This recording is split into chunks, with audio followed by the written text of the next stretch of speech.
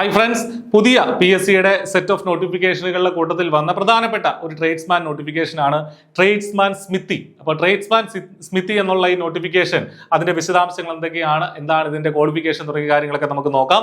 Tradesman smithy forging and heat treating എന്നുള്ളതാണ് ഈ പോസ്റ്റിന്റെ പേരെന്ന് പറയുന്നത്.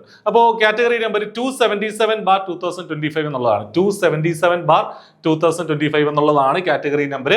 ടെക്നിക്കൽ എഡ്യൂക്കേഷൻ ഡിപ്പാർട്ട്മെന്റിലേക്കാണ്, അതായത് സംസ്ഥാനത്തെ സർക്കാർ എഞ്ചിനീയറിംഗ് കോളേജുകളിലേക്ക്, പോളിടെക്നിക്കുകളിലേക്ക് ഒക്കെ ആയിരിക്കും നമുക്ക് നിയമനം വരിക.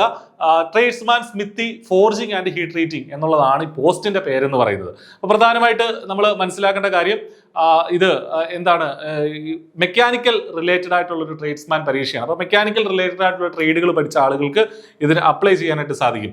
26,500 മുതൽ 60,700 വരെയാണ് ഇതിന്റെ സാലറി സ്കെയിൽ എന്ന് പറയുന്നത്. ഏറ്റവും ഇമ്പോർട്ടന്റ് ആയിട്ട് നമ്മൾ ശ്രദ്ധിക്കേണ്ടതെന്ന് പറയുന്നത് നമ്പർ ഓഫ് വേക്കൻസീസ് ആണ്. 23 വേക്കൻസികളാണ്. സാധാരണ ട്രേഡ്സ്മാൻ പരീക്ഷകളിലൊന്നും ഇത്രയും വേക്കൻസികൾ നോട്ടിഫിക്കേഷനിൽ ഉണ്ടാവാറില്ല.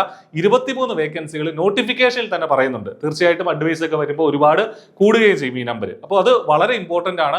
ഈ മെക്കാനിക്കൽ ട്രേഡ് ഒക്കെ പഠിച്ച ഉദ്യോഗാർത്ഥികളെ സംബന്ധിച്ച് നിങ്ങൾക്ക് വലിയൊരു ചാൻസ് തന്നെയാണ് ഈ പറഞ്ഞ ട്രേഡ്സ്മാൻ സ്മിത്തി എന്നുള്ളത്.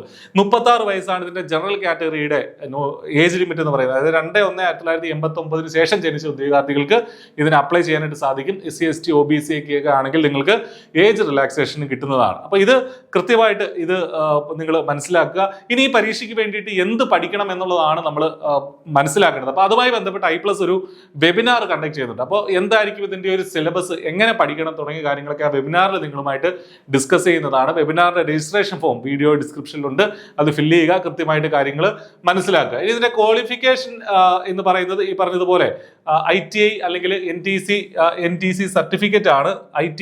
ITI ആണ് ഇതിന്റെ ബേസിക് ക്വാളിഫിക്കേഷൻ എന്ന് പറയുന്നത്. അല്ലെങ്കിൽ KGCE സർട്ടിഫിക്കറ്റ് ഉണ്ടെങ്കിലും നിങ്ങൾക്ക് ഈ പരീക്ഷയ്ക്ക് വേണ്ടിയിട്ട് അപ്ലൈ ചെയ്യാനായിട്ട് പറ്റും. അപ്പൊ മെക്കാനിക്കൽ ട്രേഡിലുള്ള ITI അല്ലെങ്കിൽ KGCE സർട്ടിഫിക്കറ്റ് നിങ്ങൾക്ക് ഉണ്ടെങ്കിൽ ഇതിന് അപ്ലൈ ചെയ്യാനായിട്ട് സാധിക്കും. അല്ലെങ്കിൽ THSLC പാസ്സായ ആളുകൾക്കും ഇതിന് അപ്ലൈ ചെയ്യാൻ പറ്റുന്നതാണ്.